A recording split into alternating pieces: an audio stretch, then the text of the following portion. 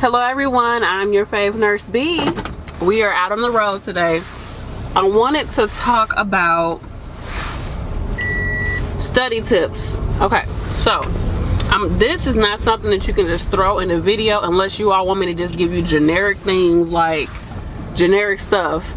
I can't just put it in one video. This has to be a series. So I'm gonna start this series by letting you know that the best way to go about studying is to find out what your learning style is. So I will put in the description box, sorry I'm driving as you can see, I will put in the description box some links to go through to test, to find out what your learning style is. So try to do about 2 or 3 tests.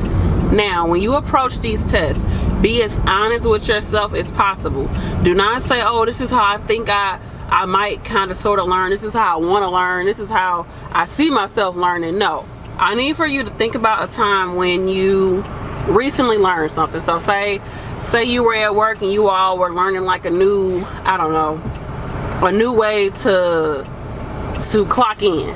Now, were you able to get it if the person was explaining it to you, just telling you, and you're not even really seeing anything? Or when they were going over it, are you the type of person that's like, oh no, let me touch it, let me see it, like let me hold it, that type of person? Or are you the type that you have to look at the directions and read it for yourself? Are you the type where they have to kind of like draw, if somebody giving you directions, do somebody have to like you know, draw it out for you, that type of thing? Or when you're giving directions, do you say, let me just draw it out for you, let me just show you how I look, da da da da? Think about that. Now approach these tests, like I said, do about 2 or 3 of them. Typically most people, they kind of learn, like they'll be, hold on y'all, you'll fit like into like 3, or you'll be a combination. So the typical learning types, the main 3 are auditory, visual, and kinetic. Now there's a whole, like there's a lot more out there, but those are the 3 main ones. Okay, so you might be a mixture of the 3, but you usually lean towards one more than the other. Okay, so if you're an auditory learner, somebody like me, I'm an auditory learner. I learn best through hearing it. Like I have to hear somebody speak it. I can sit through a whole lecture and be okay, take notes and be good. Whereas some people, if they sit through a whole lecture, they're gonna sleep through the whole freaking thing. Like that, they can't do that. Most learning is geared towards auditory learners. Okay, just so y'all know. So the best way that I found to help with me as an auditory learner to study, I mean, is to record lectures. So you can do that by bringing a recorder into class. I did that in the beginning. Then I ended up downloading a recording system on my for my tablet and recorded lectures that way. And then make sure that I I put like the title, like chapter, da da da da, that way I can organize it really well. And then I also went into using my phone to record lectures too. So that's one way to do it, but just make sure whenever you do it, you put like, this is chapter da da da, or this is for this day, or we went over respiratory today, something like that. That way you can easily find it when you need it. So that's probably the best way. And you can listen to those recordings on your way to work, while you're driving. You listen to it while you're working out, while you're cooking, while you're ironing clothes. Just any time during the day, just to keep it in your head, like to keep going over and over it. That way when you're taking a test, you're the type that's be like, oh, she said da da da da, boom. It just comes back to you. I'm telling you, if you're an auditory learner, this helps. And it'll be times like nights before a test that I will be listening to the lecture like as I'm like trying to fall asleep and study at the same time. Y'all know what I'm talking about when you're trying to cram the little last minute stuff in. Like I'll be listening to lectures, and I'll be listening to the lecture on my way to the test. I'll be listening to it before the test start, when everybody talking and doing all that craziness and all the little buzz. I'll just be listening to my lectures so I can get as much in as I can the last minute. So do that if you're auditory. Also, what you can do is you can say, like your teacher gives you like a study guide Or you can use the learning objectives, like for each chapter. You know how chapters, at the beginning of the chapter, it'll say, by the end of this chapter, you should know how da-da-da-da works, and da-da-da-da. Like, it'll be a list. Use that as your study guide. That's for anybody. But if you're auditory, what you can do is you can say something like, name the facial bone. You can say, there are a da-da-da-da amount of facial bones. And then you say all of the different facial bones. And then you go through all of the bones in the arm. Then you go say all of those. Then you go through all the bones of the lower of your leg. Then you go through all that, all the bones in the pelvic area. You go through that. And you record yourself saying it. Then you play it over and you keep playing it over. That way, it's like, it's your voice for one, which will help you to learn it. And you're already saying it, which will help you to learn it because you're going to be hearing it. And also, people who are auditory learners, they are the type that can read a chapter out loud and be able to absorb the information better than just reading it in your mind. Okay, so if you're an auditory learner, try to read out loud when you're studying. Okay, try that. Let me think. Is there anything else for auditory that I can think of? Those, I would say, would be the best. Record your lectures, play them over whenever possible. Go through your study guides and say whatever the question is or whatever that teacher wants you to know, and then say the answers and record yourself doing that and play that back. That way you learn the study guide that way. And then also, what was on one? Oh, read out loud. So those are my tips for auditory learners.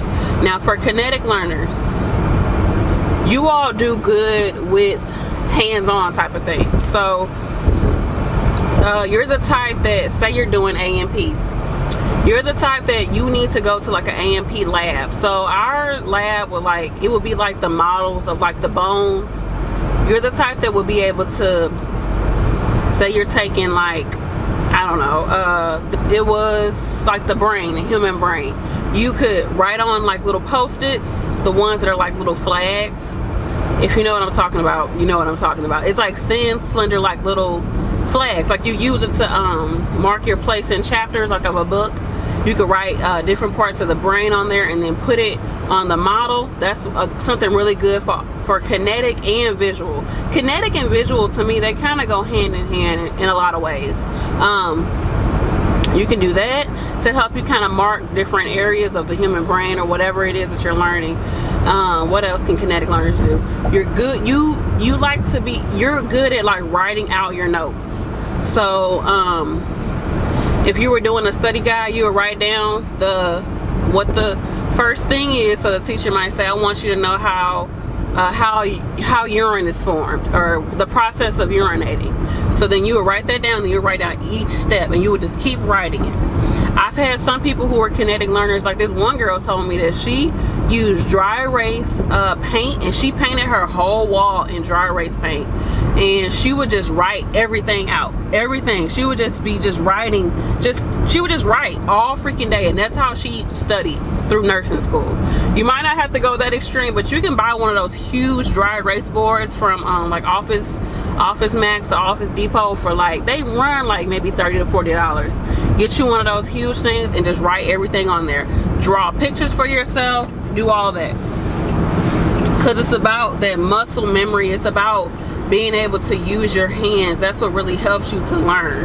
Not necessarily muscle memory, but it could be muscle memory if you're learning how to like do like a dressing change or something like that. Or muscle memory is kind of weird, but anyways, just you moving your hands, doing that connects to your brain somehow when it's time for you to learn. So or going to the lab at your school and being like, you know, if there's like a lab instructor at your school, asking them to like go over something with you or show you something, and you're able to actually do it yourself. That's really helpful.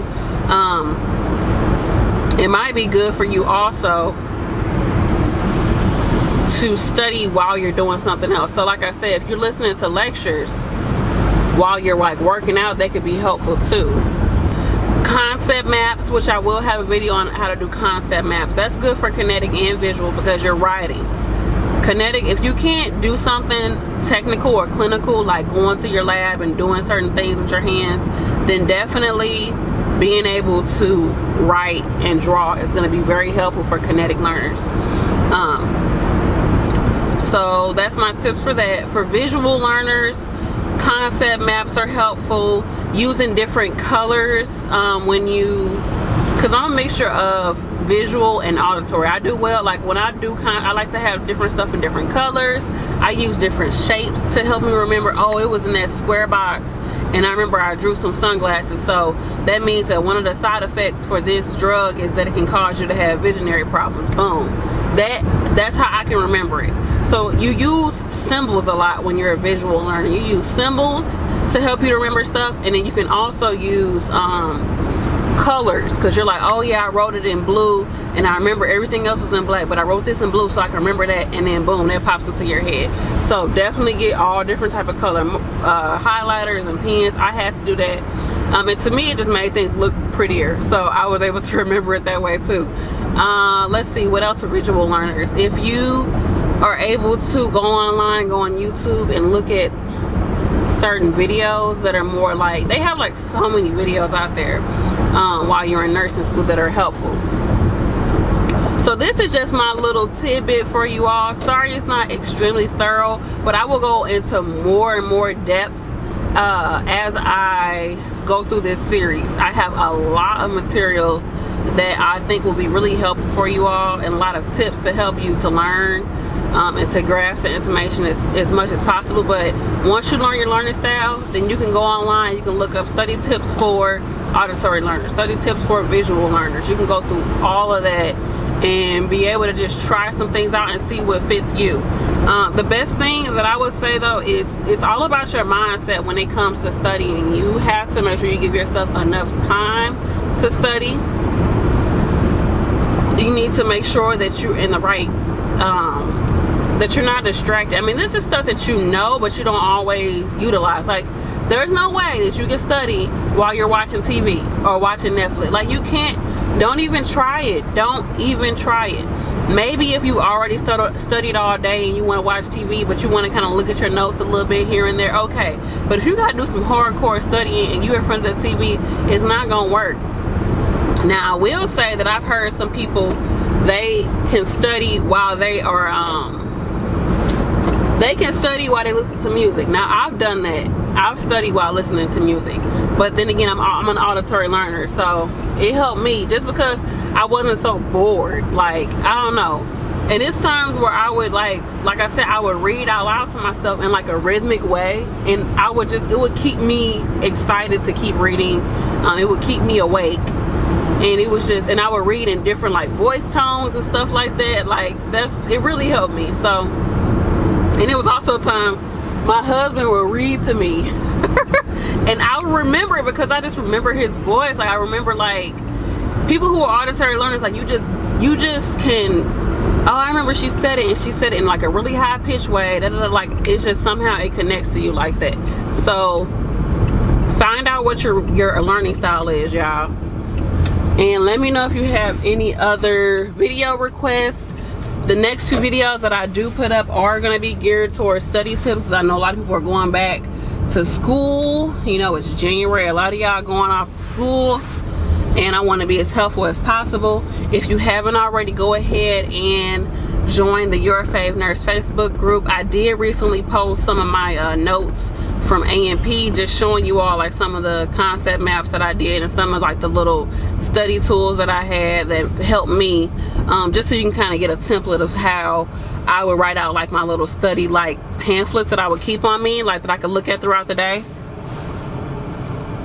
But like I said, I got a lot more detailed videos coming up. I hope this video was somewhat helpful for you all. Like, comment, and subscribe. Peace.